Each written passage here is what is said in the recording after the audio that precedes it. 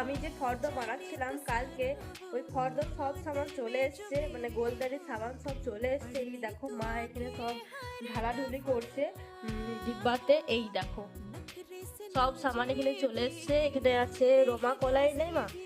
এর এইটা চনা, এটা চাল, এটা সার্ফ, কাজু কিশমিশ, সাবন, আর এটা কি আটা নাকি বেসন?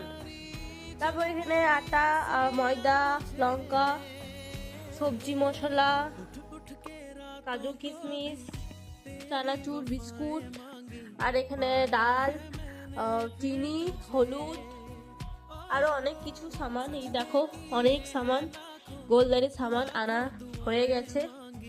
আর এই গোলদারি সামানগুলো স্পেশালি আনা হয়েছে, আমাদের অনেক বড় পুজো আসছে সামনে, আর 3-4 দিন পরেই তোমাদের সাথে শেয়ার করব সবটাই। তো এগুলো তার জন্যই আনা হয়েছে।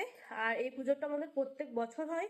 আমাদের দুর্গা পুজো যতটা ধুমধাম করে হয় তার থেকে বেশি এই পুজোটা বেশি ধুমধাম করে করা হয়।